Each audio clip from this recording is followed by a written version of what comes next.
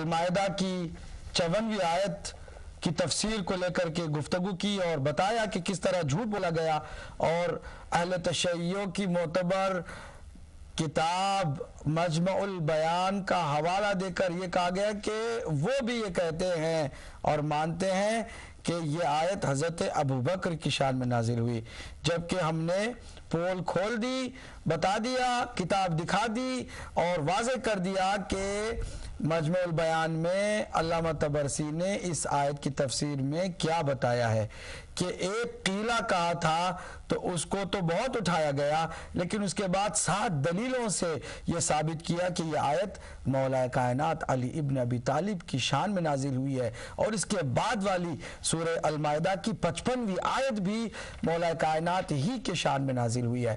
اور اس کے علاوہ ہم نے بتایا کہ تفسیر بالرائے جو کچھ کر لیں آپ اپنی طرف سے، لیکن رسول اللہ نے جو تفسیر کی ہے وہ ہمارے نزدیک سب سے زیادہ معتبر ہے، اور ہم نے اہل سنت کی کتابوں کے حوالے دے کر بتایا کہ جو صفات اس آیت میں آئی ہیں ان صفات کا جو حامل ہے اس کو رسول اللہ صلی اللہ علیہ وسلم نے خود نامینیٹ کر کے بتا دیا کہ یہ علی ابن ابی طالب ہے، کہ جو اللہ اور اس کے رسول کا محبوب ہے اور وہ بھی اللہ اور اس کے رسول کو چاہتا ہے اور محبت کا مرکز قرار دیتا ہے۔ ناظرین، 2 باتیں میں آج ضرور کرنا چاہوں گا۔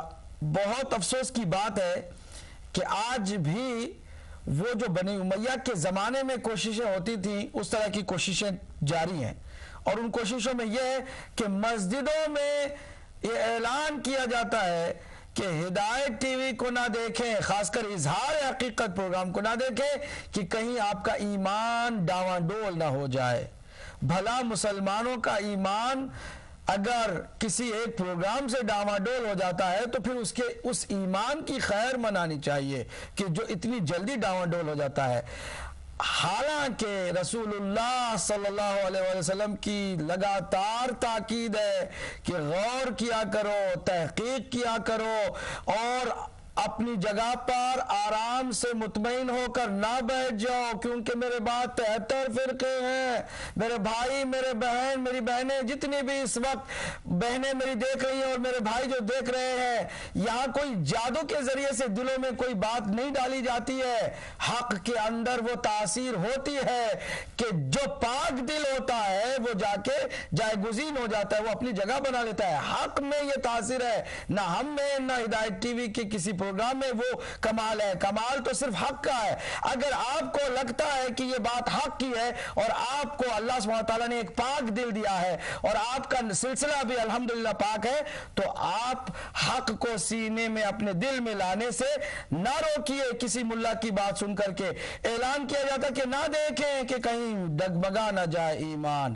ہم یہ کہتے ہیں کہ اگر آپ دیکھیں گے تو رسول اللہ کی اس تاکید اور سنت پر عمل کر رہے ہوں گے کہ رسول اللہ نے فرمایا کہ آنکھ بند کر کے نہ بیٹھ جاؤ، کیونکہ 73 فرقے ہوں گے میرے بعد، اور اس میں سے ایک فرقہ ہی جنت میں جائے گا۔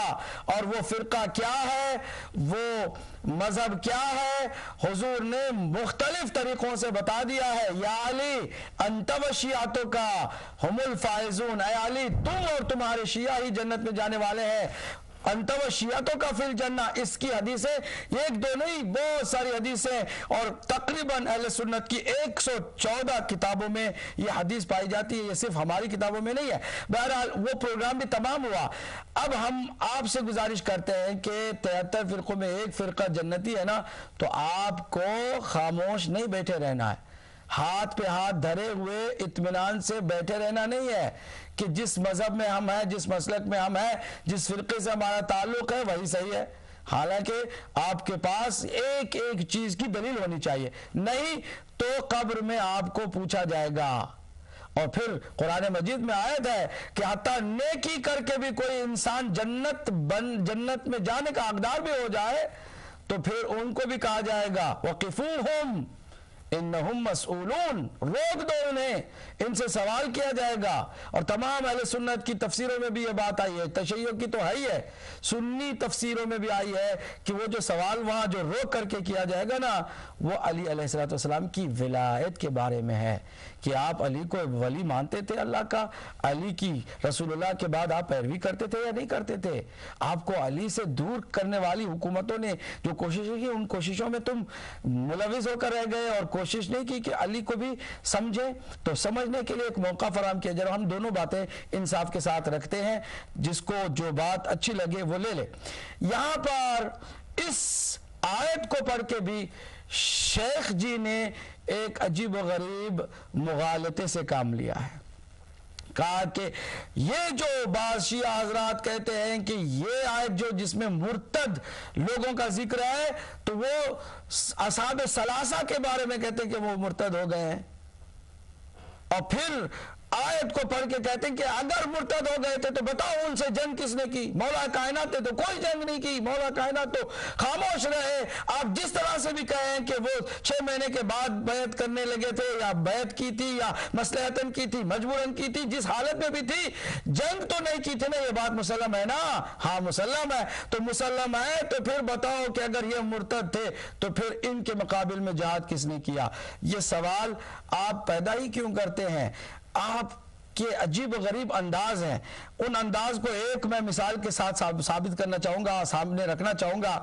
देखिए, अजीब गरीब झूठ और सच को मिला करके नतीजा निकालने का तरीका जो अपनाया जाता है वो ये कि मंतिक में कहते हैं 3 चीजें होती हैं, एक सुगरा, दूसरा कुबरा और तीसरा नतीजा।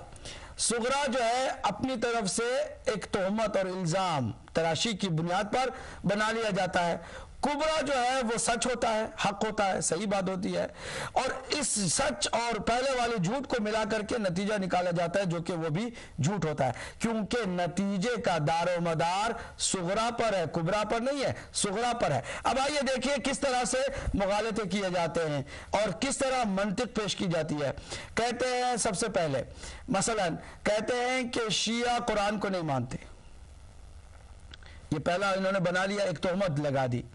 अब इसके ऊपर इमारत खड़ी कर रहे हैं अपनी दलील की।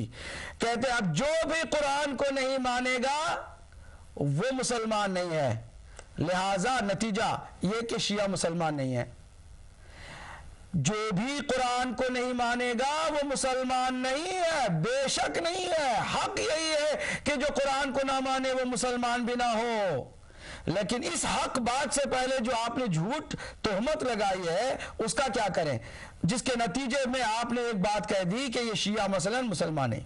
खुदा के बंदे खौफ करें, अगर कुरान उनका है, वो अली को मानते हैं, अली कुरान के साथ है, कुरान अली के साथ है, कभी कुरान और अली में जुदाई नहीं हुई, तो भला अली के मानने वाले कुरान से कैसे जुदा हो जाते हैं?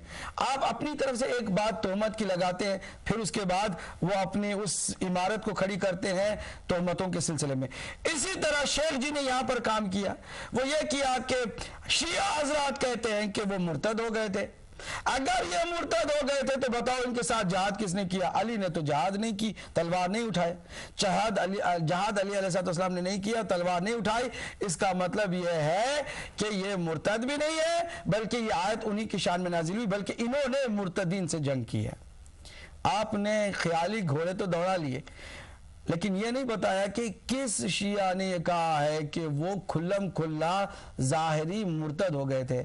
अगर वो ज़ाहिरी तौर पर अल्लाह के नाम को छोड़ देते, कलमे का इनकार कर देते, रसूलुल्लाह की नबूवत का इनकार कर देते, तो यकीनन अली की तलवार से ना बचते। क्योंकि मौला कायनात रसूलुल्लाह की ज़िंदगी में भी एक गुस्ताख ने आकर के रसूलुल्लाह को झुटलाया था, तो मौला कायनात ने उसका काम तमाम कर दिया था, सर को तन से जुदा कर दिया था। और यही असहाब सलासा में शेखैन ने देखा, देख करके वो ये समझे कि अली ने जल्दबाजी की कत्ल करने में, और वो अली के लिए ये कहने लगे थे कि अली ने जज्बात में आकर जल्दबाजी में एक बेचारे की बात सुनकर के अली ने तलवार निकाली और सर को तन से जुदा कर दिया। اللہ کے نبی نے مسکرایا، کہا نہیں علی نے کوئی جلد بازی نہیں کی ہے، پوچھو علی سے کہ وجہ کیا ہے۔ اللہ کے نبی نے جب اشارہ کیا نا علی کی طرف تو یہی شیخین نے پوچھا یا علی آپ نے یہ کیا کیا؟ کہا کہ تم نے نہیں دیکھا کہ وہ رسول کو جھٹلا رہا تھا؟